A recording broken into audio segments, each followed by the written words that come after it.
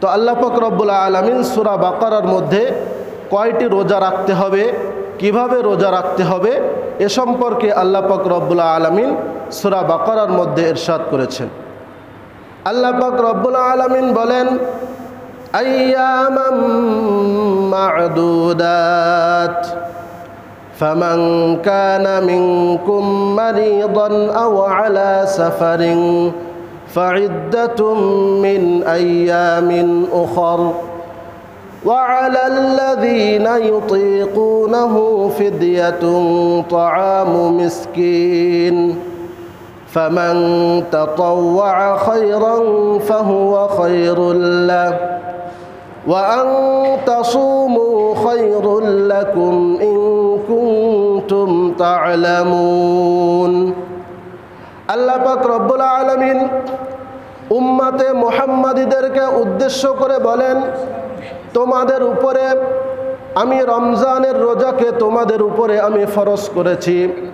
কয়টি রোজা রাখতে হবে এ সম্পর্কে আল্লাহ পাক রব্বুল আলামিন বলেন, আইয়ামাম মা'দুদাত, নির্দিষ্ট কিছু দিনে তোমাদের জন্য আমি এই রমজানের রোজাকে ফরজ করে দিয়েছি। সুবহানাল্লাহ। আমরা আমাদের ছোট বাচ্চাদেরকে যেভাবে কোনো কাজে উদ্বুদ্ধ করার জন্য তাদেরকে বলি, এই তো এটা কোনো ব্যাপারই না, এই তো অল্প কিছু কাজ, যেভাবে আমরা তাদেরকে উৎসাহ দিই এবং ওই কাজে যেন তারা কষ্ট অনুভব না করে, যেভাবে তাদেরকে আমরা অনুপ্রেরণা দিই, অনুরূপভাবে আল্লাহ পাক রব্বুল আলামিনও আমাদেরকে বলেছেন যে এইটা তো রমজানের রোজা, এটা কঠিন কিছু না। আইয়ামাম মা'দুদাত, সামান্য কিছু দিনে তোমরা যদি রোজা রাখো, আল্লাহ পাক রব্বুল আলামিন পুরা বছরে রোজা রাখার সব তোমার আমার আমলনামায় দিয়ে দিবেন। সুবহানাল্লাহ। কিভাবে? 30টি রোজা রাখার মাধ্যমে কিভাবে আমাদের পুরা বছরে রোজা রাখার সব আল্লাহ পাক রব্বুল আলামিন দিবেন। আল্লাহ পাক রব্বুল আলামিন অন্য এক আয়াতে ইরশাদ করেন, মান জাআ বিল হাসানাতি ফালাহু আশরু আমসালিহা, কোনো ব্যক্তি যদি কোনো নেক আমল করে, ওই নেক আমলের বদলায় আল্লাহ পাক রব্বুল আলামিন 10 গুণ সব তার আমল নামায় দিয়ে দিবেন। সুবহানাল্লাহ। তাহলে যদি 30টা রোজা রাখি তাহলে 10 দিয়ে গুণ দিলে কয়টা হয়? 300। আর শাওয়ালের যে 6টি রোজা আছে, এই 6টি যদি 10 দিয়ে গুণ দেওয়া হয় 60, 360, ওই 65 দিন। আর আরবিতে বছর হয় হলো 355 দিনে, আর ইংরেজিতে বাংলায় বছর হয় 365 দিনে। তো এই জন্য যদি রমজানের রোজা আমরা সঠিকভাবে পালন করতে পারি, আল্লাহ পাক রব্বুল আলামিন পুরা বছরে রোজা রাখার যে সব আপনারা আমার আমল নামায় দিয়ে দিবেন। সুবহানাল্লাহ। তো এই রমজানের রোজা কার উপরে ফরজ? প্রত্যেক মুসলমান প্রাপ্তবয়স্ক বালেগ হতে হবে, নাবালেগের উপরে রমজানের রোজা কিনা ফরজ না। অনুরূপভাবে সুস্থ ব্যক্তি হতে হবে, অসুস্থ ব্যক্তির উপরে রমজানের রোজা ফরজ না। কতটুকু অসুস্থ হলে তার উপরে রোজা রাখাটা সাময়িকভাবে স্থগিত করা হয়, ওটা আল্লাহ পাক রব্বুল আলামিন এই আয়াতেরই পরবর্তী অংশে আল্লাহ পাক রব্বুল আলামিন বলে দিয়েছেন। তো মুসলমান হতে হবে, প্রাপ্তবয়স্ক হতে হবে এবং সুস্থ মস্তিষ্ক সম্পন্ন হতে হবে। পাগল ব্যক্তির উপরে কিনা রমজানের রোজা ফরজ না, যতদিন পর্যন্ত সে পাগল থাকবে। অনুরূপভাবে কোনো ব্যক্তি যদি সফরে থাকে, তাহলে ওই ব্যক্তির উপরেও সাময়িক স্থগিত থাকবে এই রমজানের রোজাটা।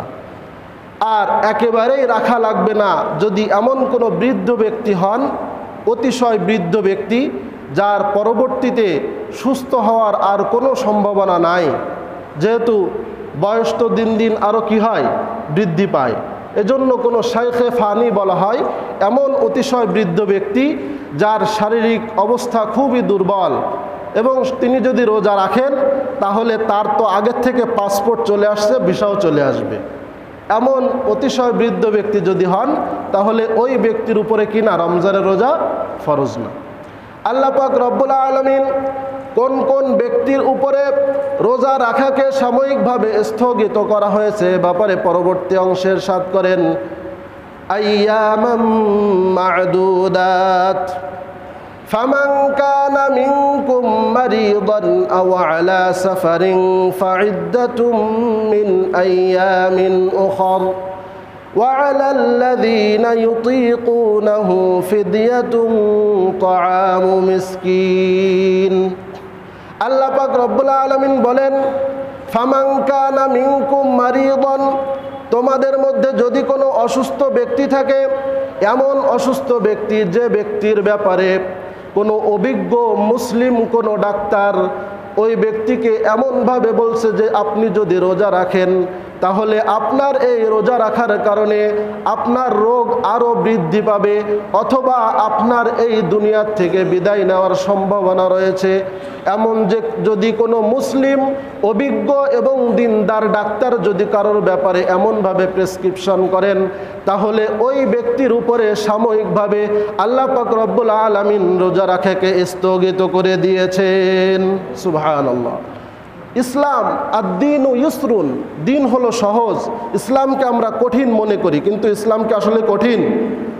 আল্লাহ পাক রব্বুল আলামিন দিনকে, ইসলামকে সহজভাবে আপনার আমার জন্য দিয়ে দিয়েছেন সুবহানাল্লাহ। আমরা দিনকে যতই কঠিন মনে করি না কেন, দিনটা আমাদের দৈনন্দিন যে সকল কাজ রয়েছে এই কাজের মধ্যে ইসলামীকরণ করা হয়েছে, এই কাজের মধ্যে কিছু দিক নির্দেশনা আপনার আমার জন্য দেওয়া হয়েছে, এটাই হলো ইসলাম সুবহানাল্লাহ।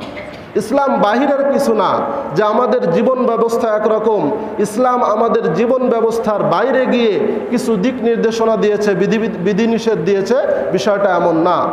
বরং ইসলামে আমাদেরকে সব সময় আমাদেরকে ছাড় দেওয়া হয়েছে। পরবর্তী আয়াতে আল্লাহ পাক রব্বুল আলামিন বলেন ইউরিদুল্লাহু বিকুমুল ইউসরা ওয়া লা ইউরিদু বিকুমুল উসর। আল্লাহ পাক রব্বুল আলামিন তোমাদের জন্য সহজ জিনিসকে বাছাই করেছেন। আল্লাহ পাক রব্বুল আলামিন তোমাদের জন্য কঠিন কোনো কিছুই বাছাই করেননি সুবহানাল্লাহ। আল্লাহ তাআলা মুমিনের প্রতি কত দয়ালু। মুসলিম শরীফের এক হাদিসে আসছে যে 100 ভাগ রহমতের মধ্যে, 100 ভাগ দয়ার মধ্যে 99 ভাগ রহমত এবং দয়া আল্লাহ পাক রব্বুল আলামিন কাল কিয়ামতের ময়দানে মুমিনদের জন্য করবেন, এই জন্য রেখে দিয়েছেন। আর 1 ভাগ রহমত এবং দয়া 18,000 মাখলুকাতের মধ্যে আল্লাহ পাক রব্বুল আলামিন বন্টন করে দিয়েছেন সুবহানাল্লাহ। কত দয়ালু।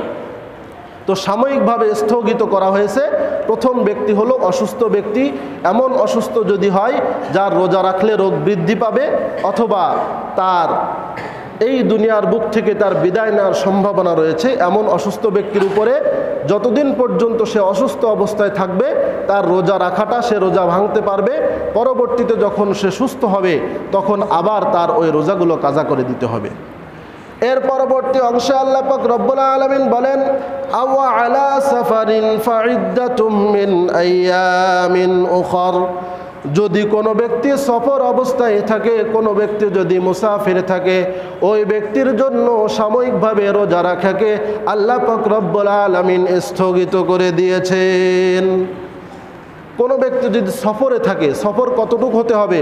এখান থেকে যদি আমি কয়রায় যাই, এটা কি সফর হবে? হবে না, শরঈ সফর হতে হবে। এজন্য আল্লাহ পাক রব্বুল আলামিন বলেছেন আও আলা সাফারিন, সফরের উপরেই থাকতে হবে। যে আমি এখন গেলাম, ওখানে গিয়ে আমি 15 দিনের বেশি থাকলাম, এটা সফর হবে না। বরং আমি যদি ব্যস্ততার মধ্যে থাকি এবং নির্দিষ্ট একটা দূরত্বে আমি যাই, সে দূরত্বটা কত পরিমাণ? 48 মাইল বা 77 কিলোমিটার। এটা হলো শরঈ সফরের একটা পরিমাণ, একটা মিকদার। এই পরিমাণ দূরত্বে যদি কেউ সফরে যায়, ওই ব্যক্তির জন্য আল্লাহ পাক রব্বুল আলামিন রোজা রাখাকে সাময়িকভাবে তার জন্য স্থগিত করে দিয়েছেন যে তোমার ওই সফর অবস্থায় রোজা না রাখলেও কি চলবে। তো সফরটা হতে হবে 15 দিনের কম এবং 48 মাইল তথা 77 কিলোমিটার, তার থেকে বেশি। এবং 15 দিনের কম থাকার নিয়ত যদি কোনো ব্যক্তি করে তাহলে তার জন্য ওই অবস্থায় রোজা রাখাটা, যদি সে রোজা রাখতে চায়, আরামদায়ক সফর যদি হয়, মুহাদ্দিসিনে কেরাম বলেন যদি আরামদায়ক সফর হয় তাহলে তার জন্য রোজা রাখাটা হলো কি উত্তম। আর যদি কষ্টদায়ক সফর হয় তাহলে ওই ব্যক্তি রোজা ভাঙবে এবং পরবর্তীতে যখন সে আবার বাসায় ফিরে আসবে তখন পরবর্তীতে এই রোজাগুলো সে কাজা করে দিবে। এই দুই ব্যক্তির জন্য সাময়িকভাবে রোজা রাখাকে স্থগিত রাখা হয়েছে, এক অসুস্থ আর 2 নম্বর হলো কোনো ব্যক্তি যদি সফর অবস্থায় থাকে। এরপর আল্লাহ পাক রব্বুল আলামিন বলেন ওয়ালাল্লাযীনা ইউতীকুনাহু ফিদয়াতুন তাআমু মিসকিন ফামান তাতাওয়া খায়রান ফাহুয়া খায়রুল লাহু ওয়া আন তাসুমু খায়রুল লাকুম ইন কুনতুম তা'লামুন। যদি তোমাদের মধ্যে কোনো ব্যক্তি রোজা রাখতে সক্ষম না হয়, এমনভাবে বৃদ্ধ হয়ে যায় যে বৃদ্ধ হওয়ার কারণে তার শারীরিক অবস্থা দুর্বল হয়ে যায়, ওই ব্যক্তির জন্য আল্লাহ পাক রব্বুল আলামিন বলেন ফিদিয়াতুন তাআমু মিসকিন, প্রত্যেকটা রোজার পরিবর্তে এক একটি সদকায়ে ফিতর পরিমাণ দান সে গরিব মিসকিনদের মাঝে দান করে দিবে। সুবহানাল্লাহ। কোনো ব্যক্তি যদি এমন বৃদ্ধ হয়ে যায় যার রোজা রাখার সক্ষমতা নেই, পরবর্তীতে হওয়ার সম্ভাবনাও নেই, ওই ব্যক্তি সে রোজা ভাঙতে পারবে। কোনো বিজ্ঞ আলেমের কাছ থেকে এই বিষয়ে তার ফতোয়া নিতে হবে। বয়স 50 বা 60 হয়েছে, এখনও শারীরিকভাবে সে সক্ষম, সুস্থতা আছে, এমতো অবস্থায় যে হুজুর আমার শারীরিক অবস্থা তো ভালো না, আল্লাহ তাআলা আমাকে ছাড় দিয়েছেন, আমি রোজা রাখবো না, এমনভাবে যদি কোনো ব্যক্তি নিজেই সিদ্ধান্ত নেয়, নিজেই ডিসিশন নেয়, তাহলে ওই ব্যক্তির জন্য এটা কি হবে না? জায়েজ হবে না। বিজ্ঞ কোনো আলেম, বিজ্ঞ কোনো মুফতির কাছ থেকে ফতোয়া নিতে হবে। তাহলে ওই ব্যক্তির জন্য প্রত্যেকটা রোজার পরিবর্তে সদকায়ে ফিতর পরিমাণ, অর্থাৎ আমরা ঈদুল ফিতরের সময় যেভাবে আমরা সদকাতুল ফিতর দিয়ে থাকি, প্রত্যেক বছর নির্দিষ্ট একটা পরিমাণ 70 অথবা 80 টাকা পরিমাণ আমরা দিয়ে থাকি, প্রত্যেকটা রোজার পরিবর্তে ওই পরিমাণ সদকা সে গরিব মিসকিনের মাঝে বিলিয়ে দিবে। তাহলে আল্লাহ পাক রব্বুল আলামিন প্রত্যেকটা রোজার পরিবর্তে যে সব ওই বৃদ্ধর আমল নামায় আল্লাহ পাক রব্বুল আলামিন দিয়ে দিবেন। তো এই রমজানের রোজা এটা ফামান শাহিদা মিনকুমুশ শাহরা ফালইয়াসুম, রমজানের রোজা অবস্থায় যে ব্যক্তি সুস্থ থাকবে, জ্ঞান সম্পন্ন থাকবে, পাগল থাকবে না এবং ওই ব্যক্তি প্রাপ্তবয়স্ক হবে, ফালইয়াসুম, প্রত্যেকের উপরেই আল্লাহ পাক রব্বুল আলামিন রোজা রাখাকে ফরজ করে দিয়েছেন। সুবহানাল্লাহ। এটা বছরে একবার, এটা প্রতিনিয়ত না, শুধুমাত্র একটি ইবাদাত আমাদের জন্য প্রতিনিয়ত ফরজ, সেটা হলো নামাজ। আর বাকি সব ইবাদাত, রোজা হলো বৎসরে একবার, বাৎসরিক ইবাদাত, জাকাত হলো বাৎসরিক ইবাদাত, সম্পদের ইবাদাত, অনুরূপভাবে হজ হলো জীবনে একবার। আল্লাহ পাক রব্বুল আলামিন আমাদের উপরে কি অনেক কিছু চাপিয়ে দিয়েছেন? দেন নাই, অল্প কিছু আমাদের উপরে চাপিয়ে দিয়েছেন।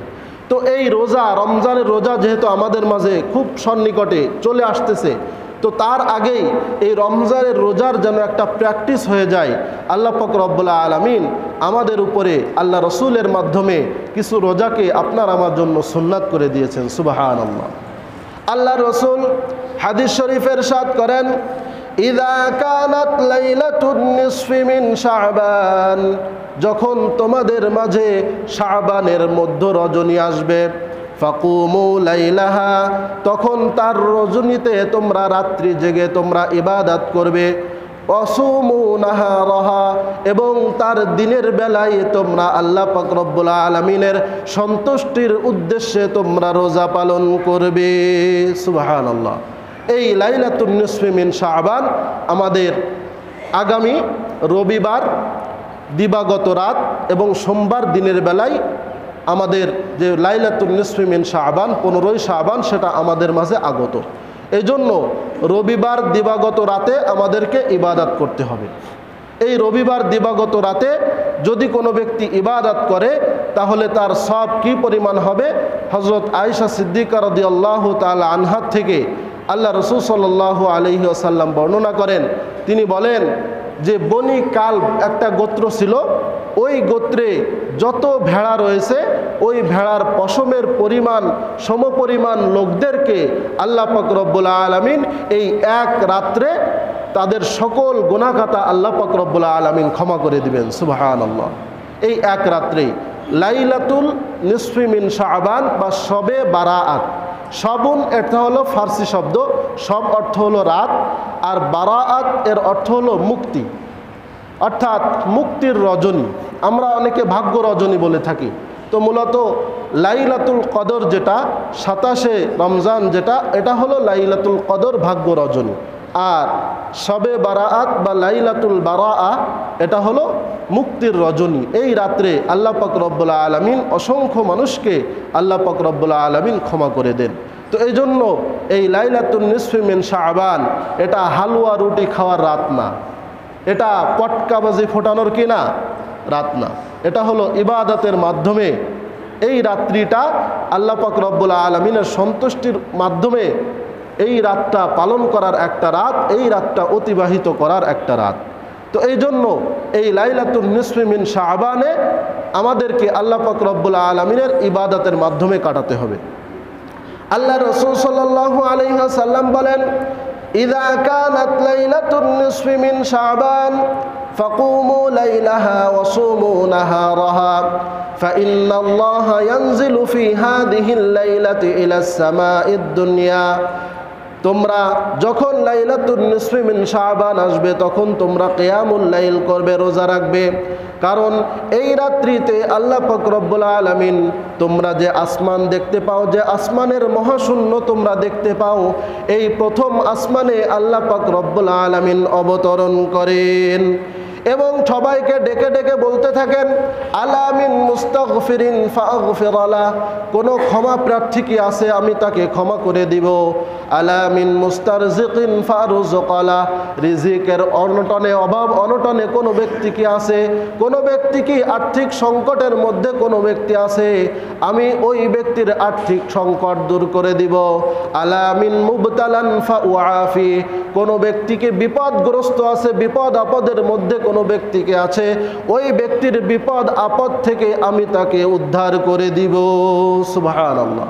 আল্লাহ পাক আপনাকে আমাকে ডেকে ডেকে বলতে থাকেন, আর আমরা এই রাত্রিতে সামান্য পরিমাণ ইবাদত না করেই যদি আপনি আমি ঘুমিয়ে পড়ি এবং আপনি আমি এই রাত্রিতে হালুয়া রুটি খেয়ে বেড়াই বা এই রাত্রিতে যদি পটকাবাজি ফুটিয়ে আমাদের অর্থের অপচয় করি, তাহলে আল্লাহ পাক রব্বুল আলামিনের সন্তুষ্টির কারণ এটা হতে পারে না, ঠিক কিনা? তো এই জন্য আমাদেরকে এই রাত্রিতে ইবাদত করতে হবে। তো অনেকে বলেন যে এই রাত্রিতে ইবাদতটা কিভাবে করতে হবে, নামাজ কত রাকাত পড়তে হবে, 100 রাকাত নাকি 200 রাকাত, কয়শত রাকাত পড়তে হবে? তো আসলেই আল্লাহ রসুলের থেকে নামাজের কোয়ালিটির প্রতি খেয়াল করার কথা বলা হয়েছে, কোয়ান্টিটির প্রতি খেয়াল করার কথা কি হয় নাই? বলা হয় না। রাকাত সংখ্যা এটা ডাজেন্ট ম্যাটার, এটা কোনো বিষয় না, বরং আমাদের নামাজের কোয়ালিটিও সুন্দর করতে হবে। হযরত আয়েশা সিদ্দিকা রাদিয়াল্লাহু তাআলা আনহা বলেন, এক রাত্রিতে আমি রাসূলের পাশে ঘুমিয়েছিলাম, হঠাৎ করে দেখি রাসূল আমার পাশে নাই।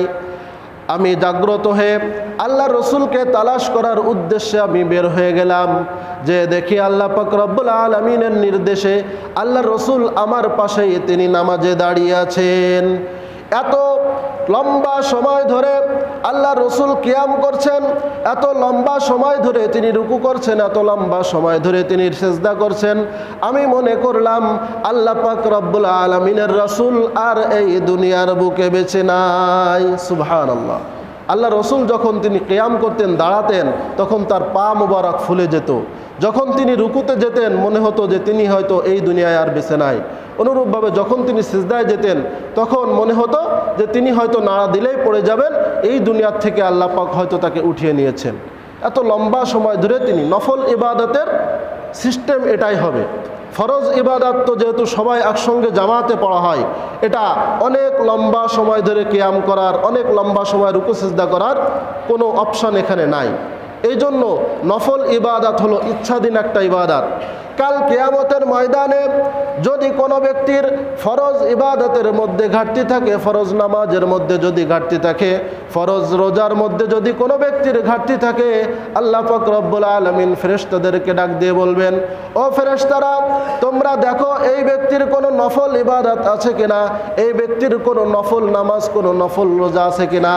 যদি তার নফল নামাজ অথবা নফল রোজা থেকে থাকে, আল্লাহ পাক রব্বুল আলামিন ওই ফরজের ঘাটতিটা ওই নফল ইবাদতের মাধ্যমে পূরণ করে দিবেন। সুবহানাল্লাহ। এজন্য নফল ইবাদতের গুরুত্ব ফরজের থেকেও কোনো অংশে কিনা কম না, কারণ ফরজের ঘাটতিটাই কাল কিয়ামতের ময়দানে নফলের মাধ্যমে পূরণ করা হবে। তো এই জন্য নফল ইবাদত করতে হবে, অনেক লম্বা কিরাত পড়তে হবে। অনেক সাহাবার থেকে পাওয়া যায় তারা প্রথম রাকাতে সূরা বাকারা পড়তেন প্রায় 2.5 পারা, এরপর দ্বিতীয় রাকাতে সূরা আলে ইমরান পড়তেন। অনেক সাহাবী তো এমন ছিলেন প্রথম রাকাতে 15 পারা, দ্বিতীয় রাকাতে 15 পারা। সুবহানাল্লাহ।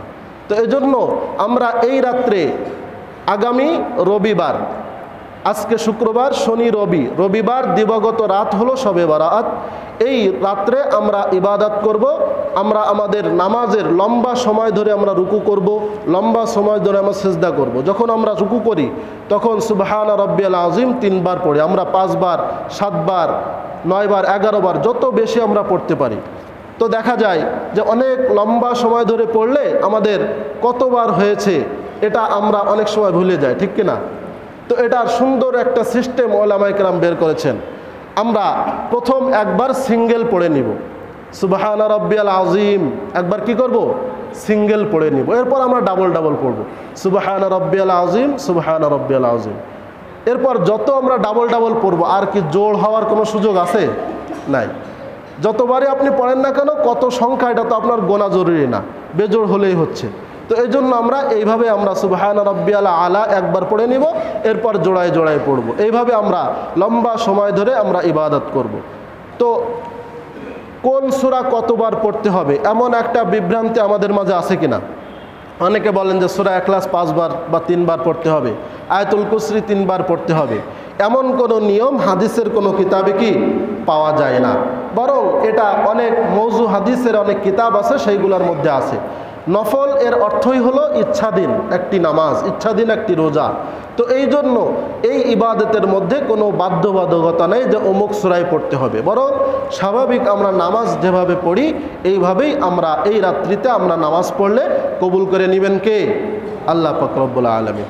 অনুরূপভাবে আমরা রোজা রাখবো, রমজানের রোজার একটা প্র্যাকটিস হয়ে যাবে। আমরা যদি 15ই শাবান রোজা রাখতে যাই, একটি রোজা রাখলেও হবে, বা প্রত্যেক মাসে যে 3 দিন আইয়ামে 20 যে রোজা রয়েছে, এই রোজা প্রত্যেক মাসে এটা হলো একটি সুন্নাত রোজা, নফল রোজা। তো এই জন্য আমরা যদি 13, 14 এবং 15 আরবি মাসের, অর্থাৎ শনিবার, রবিবার এবং সোমবার, এই 3 দিনও যদি রোজা রাখি, তাহলেও আমাদের শবে বরাতের যে রোজার ফজিলত রয়েছে ওটাও আমাদের আদায় হবে, এবং মাসিক একটি রোজার যে ফজিলত, ওই ফজিলতটাও কি হয়ে যাবে? আদায় হয়ে যাবে। তো এই জন্য আমরা এইভাবে আমরা রোজা রাখার চেষ্টা করব। আর ইবাদতের ক্ষেত্রে আমরা আমাদের যতটুকু সম্ভব হয়, যদি কারো সম্ভব হয় সারা রাত্রি জেগে ইবাদত করার, তাহলে তো আল্লাহ পাক রব্বুল আলামিন অবশ্যই খুশি হবেন। আর এই রাত্রে আল্লাহ রাসূল সাল্লাল্লাহু আলাইহি ওয়াসাল্লাম হাদিস শরীফে বলেন, ইযা কানাত লাইলাতুন নিসফি মিন শাবান ফায়াগফিরু লিজামি'i খালকিহি ইল্লা লিমুশরিকিন আও মুশাহিন। যখন লাইলাতুন নিসফি মিন শাবান, 15ই শাবান যখন আসে, আল্লাহ পাক রব্বুল আলামিন সকল উম্মতে মুহাম্মাদিকে মাফ করে দেন, শুধুমাত্র যারা শিরিক করে এবং শুধুমাত্র যারা অন্য ভাইয়ের ভালো দেখতে পারে না, যারা হিংসা বিদ্বেষ পোষণ করে, এই 2 শ্রেণীর ব্যক্তিকে আল্লাহ পাক রব্বুল আলামিন কখনো ক্ষমা করেন না। এই 2 শ্রেণীর ব্যক্তি, আল্লাহ তাআলার সাথে শিরিক করা এটা তিনি পছন্দ করেন না। আপনার মেয়ে বা আপনার স্ত্রী যদি অন্য কারোর সঙ্গে যদি তাদের বিবাহ বহির্ভূত সম্পর্ক থাকে, এটাকে আপনার ভালো লাগবে? লাগবে না। অনুরূপভাবে আল্লাহ তাআলা আপনাকে আমাকে এত আদর করে, মোহাব্বত করে, ভালোবেসে সৃষ্টি করেছেন, এখন তার সাথে যদি আপনি অন্য কাউকে শরিক করেন, অন্য কাউকে স্রষ্টা মনে করেন, অন্য কাউকে রিজিকদাতা মনে করেন, অন্য কাউকে আপনি আরোগ্যদাতা মনে করেন, তাহলে আল্লাহ পাক রব্বুল আলামিন এতে খুশি হবেন না। এই জন্য আল্লাহ পাক রব্বুল আলামিন কোরআনে কারীমের অসংখ্য জায়গায় বলেছেন, ইন্নাল্লাহা লা ইয়াগফিরু আন ইউশরাকা বিহি ওয়া ইয়াগফিরু মা দুনা যালিকা লিমান ইয়াশা। আল্লাহ পাক রব্বুল আলামিন শিরিক ব্যতীত যত গুনাহ রয়েছে সকল গুনাহ আল্লাহ পাক রব্বুল আলামিন ক্ষমা করে দিবেন। শিরিকের গুনাহ তিনি কখনো ক্ষমা করবেন না। এজন্য আল্লাহ তাআলার সঙ্গে কি শিরিক করা যাবে? শিরিক করা যাবে? অনুরূপভাবে মুশাহিন এর অর্থ হলো যারা বিদ্বেষ পোষণ করে। অনেকে আছে না সমাজে যে একজন সামাজিক দিক থেকে উপরের দিকে উঠতেছে, কিভাবে তার পা ধরে নিচে নামানো যায়, এই চিন্তায় সার্বক্ষণিক সে মগ্ন, আছে কিনা? অপরের ভালো দেখতে পারে না, পরশ্রী কাতরতা যাদের মধ্যে রয়েছে। তো এই ধরনের ব্যক্তিকে আল্লাহ পাক রব্বুল আলামিন কি করেন না? পছন্দ করেন না। এজন্য ঈর্ষা করা জায়েজ আছে, তাও দ্বীনি ক্ষেত্রে। এক ব্যক্তি দিনে 5 ওয়াক্ত নামাজ পড়ে আর নফল নামাজও পড়ে, অন্য ব্যক্তি ঈর্ষা করলো যে আমি তার থেকে আরও বেশি করব। এক ব্যক্তি ইফতার দিয়েছে, যা মসজিদে অনেক টাকা, 10 লক্ষ টাকা 5 লক্ষ টাকা দান করেছে, তো আরেক ব্যক্তি সে ঈর্ষা করলো যে ও 5 লক্ষ করেছে, আমি 6 লক্ষ দান করব।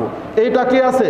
ইসলামে জায়েজ আছে। কিন্তু হিংসা করা, বিশেষ করে দুনিয়ার দিক থেকে, একজন সে দুনিয়ায় সম্পদশালী হচ্ছে হালাল ইনকামের মাধ্যমে, আপনি তার সঙ্গে হিংসা করলেন যে ওর কিভাবে নিচে নামানো যায়, সমাজে ওর মান সম্মান কিভাবে নষ্ট করা যায়, এটা ইসলামে কি জায়েজ আছে? কখনো জায়েজ নাই। কারো মান সম্মান নষ্ট করা এটা ইসলামে জেনা করা, ব্যভিচার করা, নামাজ না পড়া, সুদ খাওয়া, ঘুষ খাওয়া যেভাবে হারাম, অনুরূপভাবে আল্লাহ পাক রব্বুল আলামিন কোনো মুসলমানের সম্মান হানি করা, এটাও আল্লাহ পাক রব্বুল আলামিন সমানভাবে হারাম করে দিয়েছেন। তো এই জন্য এই রাত্রিতে মুশরিক এবং বিদ্বেষ পোষণকারী ব্যক্তি ব্যতীত সকল ব্যক্তিকে আল্লাহ পাক রব্বুল আলামিন কি করবেন? ক্ষমা করে দিবেন। তো যেহেতু সামনে রমজানুল মুবারক আসতেছে, তো এই রমজানুল মুবারকে রোজা রাখতে হয়।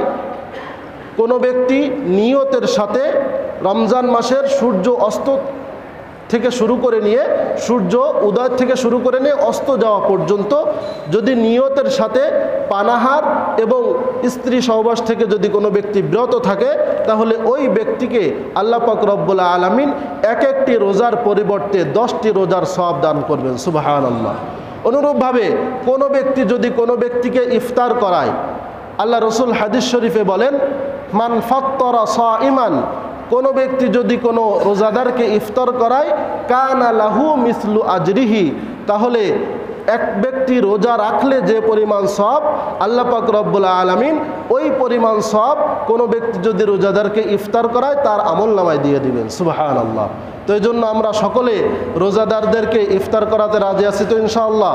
কে কে রাজি আছে? আমরা হাত তুলে আল্লাহ পাক রব্বুল আলামিনকে দেখাই, আল্লাহ পাক রব্বুল আলামিন কবুল করেন। তো যেহেতু উপজেলা মডেল মসজিদ ও ইসলামিক সাংস্কৃতিক কেন্দ্র পাইকগাছা খুলনার গত বছরের কোট মসজিদ ছিল, একটি লিস্ট ছিল সেখানে, তো অনেকের নাম ছিল। তো আমরা যদি নতুনভাবে কেউ অ্যাড হতে চাই তাহলে সেটারও সুযোগ আমাদের রয়েছে। আর যদি আমরা কেউ সেখান থেকে আমাদের কোনো ওজোরের কারণে আমরা যদি সেখান থেকে বাদ যেতে চাই, সে সুযোগও রয়েছে। তো এই জন্য আমরা গত বছরের যে লিস্ট সেটা আমার কাছে রয়েছে, সেখান থেকে নাম পড়া হলে আমরা যদি এখানে থাকি তাহলে আমরা অবশ্যই সাড়া দেবো ইনশাআল্লাহ। এবং সাথে সাথে এটাও বলবো যে আমরা এই বছরও আমাদের ওই ইফতারিটা কন্টিনিউ করতে রাজি আছি কিনা। কারণ বৎসরে মাত্র কয়দিন? একদিন। 365 দিনের মধ্যে একদিন যদি আমরা ইফতারি করাই তাহলে আমাদের সম্পদ কি সব নষ্ট হয়ে যাবে? আর দান করার এটা চমৎকার ইন্টারেস্টিং একটা বিষয় হলো যে এটা কিন্তু আরেকজনকে দেওয়া হয় না, বরং আপনার অ্যাকাউন্টেই জমা হয়। আপনি একজনকে 10 টাকা দান করলেন, ওটা কার অ্যাকাউন্টে জমা হলো? আপনার আখিরাতের অ্যাকাউন্টে জমা হলো। আর কোনো ব্যক্তিকে যদি পুরা রমজান মাসে কয়েক বছর রোজা রাখার সওয়াব, নিজে একজন রোজা রেখে একজন রোজাদারের সওয়াব পাওয়া সম্ভব। আর যদি কেউ যদি চায় যে আমি না পুরা এলাকার রোজাদারদের সওয়াব আমি আমার আমল নামায় নেব, তাহলে তার একমাত্র পন্থা হলো রোজাদারদেরকে কি করানো? ইফতারি করানো। খুবই ইন্টারেস্টিং একটি বিষয়। তো এই জন্য গত বছরের যে লিস্ট, পহেলা রমজানে ছিলেন আলহাজ কাজী আজিজুল করিম সাহেব। তিনি কি আছেন এখানে? ওই মসজিদে? ও, তিনি কি দিবেন? দিবেন? আচ্ছা, তাহলে এটা গত বছরে যেভাবে ছিল এবছরও থাকলো। 2 নম্বরে ছিলেন জনাব মোহাম্মদ হাদিসুজ্জামান সাহেব, ব্যবস্থাপক বাংলা। আজিজুল করিম। 2 নম্বরে আছেন জনাব মোহাম্মদ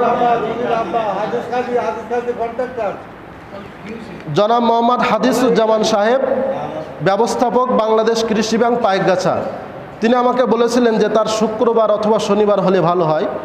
তো এই জন্য শুক্র শনিবার হয়তো 4-5 রমজানের দিকে হয়তো পড়বে। তো এই জন্য তিনি শুক্র শনিবার যেহেতু তিনি ব্যাংকে আছেন, তা শুক্র শনি ছুটি থাকে, এই 2 দিনের মধ্যে হলে ভালো হয়। তো আমরা ওটা চেঞ্জ করে দেবো ইনশাআল্লাহ। আর 3 রমজানে ছিলেন আলহাজ ইকবাল হোসেন, তিনি আছেন? আচ্ছা, থাকবেন। জি। মনিরুল ইসলাম সাহেব আছেন? থাকবেন। আব্দুল হালিম সাহেব নাই? আচ্ছা, ঠিক আছে। তৌহিদুর রহমান সাহেব আছেন? আচ্ছা, ঠিক আছে। তো 3 নং রমজান, 4র্থ রমজানে ছিলেন আলহাজ SM আব্দুল খালেক, আছেন? থাকবেন। জি, মাশাআল্লাহ। 5ম রমজানে ছিলেন আলহাজ মোহাম্মদ আমিন উল্লাহ আজিজি, মডার্ন বেকারি, আছেন? হ্যাঁ, আচ্ছা, মার্ক করে রেখে। উনি তো দেন প্রত্যেক বছর। আচ্ছা। মোহাম্মদ শামসুর রহমান সুমন সাহেব আছেন? উনি চেঞ্জ করার কথা বলছিলেন, ওটা কি থাকবে?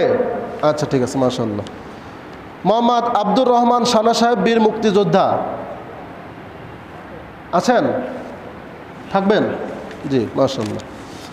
মোহাম্মদ জাহাঙ্গীর আলম সাহেব, জাহাঙ্গীর হার্ডওয়্যার, আছেন? ভাই থাকবেন। জি। 9 নম্বর মোহাম্মদ, 9ম রমজানে ছিলেন মোহাম্মদ নাজমুল ইসলাম ফিরোজ সাহেব, মোহাম্মদ শহীদুল ইসলাম, ফার্নিচার, এরা কি আছেন? 2 জন আছেন। আর একজন, আপনি কি শহীদুল ইসলাম? ও, নাজমুল ইসলাম ফিরোজ সাহেব আছেন? আচ্ছা, তাহলে আপনি তো থাকবেন। আচ্ছা, ঠিক আছে, তাহলে আপনি ওনার সঙ্গে একটু কথা বলে নিন। 10 রমজানে ছিলেন আলহাজ ডাক্তার মোহাম্মদ কাউসার আলী গাজী, নূরজাহান মেমোরিয়াল হাসপাতাল,